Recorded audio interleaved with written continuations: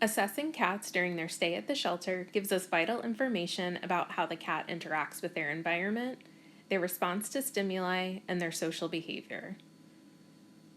The information gained during our assessments allows us to better understand each cat's individual requirements and tailor their care and enrichment activities accordingly. Let's do some cage assessments together. First thing that we do is say hello to the cat. This kitty is saying hi to me. I see his name is Storm, so I always look for the cat's name. I look at his tracking sheet. This behavior portion on the tracking sheet is particularly important because that's going to give me a sense of how this kitty's been behaving. So we can see that he's been calm, relaxed, and soliciting attention, and he looks like he wants to say hi to us too because he's rubbing on the bars, he's vocalizing. Sometimes vocalizing and lots of rubbing can mean this cat is a little overstimulated. So as with all cats, I'm just going to be careful when I open the cage. So we can say hi and we'll let him sniff me since he's at the front of the cage. He seems nice. Hi, buddy. Hi, Storm. So I'm always just kind of watching and not letting him jump out of the cage. Sometimes kitties want to get out. If he did, we could just do a quick close. But he's being pretty good. So I'm looking at his whole body. He really wants to rub into my hand, which is fine, but I'm always kind of letting my eyes sort of scan up and down his body. Is he starting to get poofy or piloerect? Is his tail starting to swish a lot? Are his ears or whiskers either coming forward or back? But no, he mostly just wants attention. He's in a very relaxed position. This is Ollie. So again, we're just going to take a look at Ollie's behavior and what he's showing us, and then his tracking sheet. You can see he's only been here one day. Tracked as soliciting attention, which is good. He looks like he's kind of just checking things out. Since he's not telling me right away I necessarily want to be pet, I'm going to give him the choice. I'm not going to open up this side of his cage. I'm going to open up kind of his living room side and see if he'd like to come over and say hi to me. Sometimes you can kind of let him know there's a hole there. Hi, buddy. We can see his pupils are pretty dilated. So that means he's kind of just checking things out. Hi, buddy. There we go. He wants to get out of the cage. So I think he just got here. He may be a little hard to assess at this time, but I would just go slow with a kitty like this. He wants to sniff me, that's fine. Sometimes a lot of sniffing can ramp up to something more. This guy doesn't really want my attention. He just wants to get out, which is understandable. So I'm just going to shut that door. But he did a pretty good job. So maybe some play through the bars would be good for him. He may just need a little more time to settle in. So this is tomfoolery. I'm again taking a look at his tracking. Looks like he's tracked as hiding every day, but also calm and relaxed. One day we have hissing. That was the last day. So we're going to be cautious with this guy.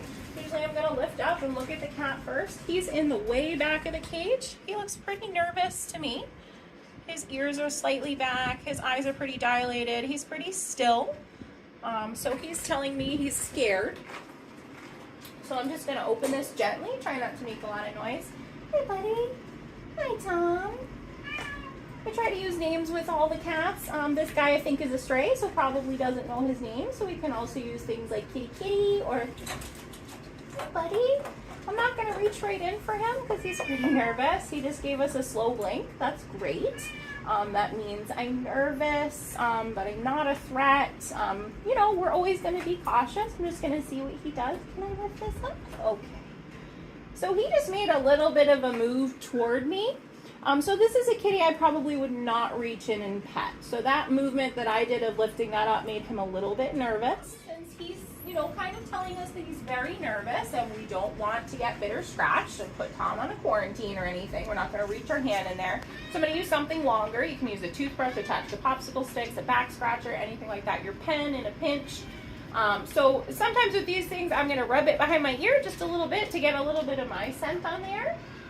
Hey, buddy. I'm just going to offer it gently and see, not shove it in his face, but see if he'd like to sniff, which he does.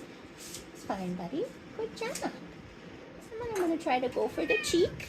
He's not quite ready for that. He wants more sniff.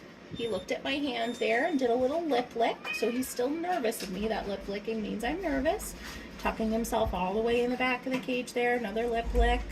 Looking at things that are going on outside the cage, so we're just very nervous here. I'm going to try to touch him again. Good job, buddy, but he's not really giving me any signs that he's enjoying it. So for this cat, I would probably just talk to him, see if we can get more slow blinks, offer some food or treats. Another thing to be be mindful of, especially in cat holding, which is a room of a lot of sometimes stressed cats, vocal cats. Everybody's kind of packed in together. The other cats often have an effect on the other cats. So sometimes they will hear a cat above or next to them and start hissing. That's a time when you want to pull back and stop your interaction. Petting cats in those situations doesn't really help them. It just can sometimes make them more stressed or apt to bite or scratch you if they need to redirect that attention that they're focusing on another cat onto you. So it's always best to just kind of pull back if they start to get nervous or scared or angry at another kitty in the room.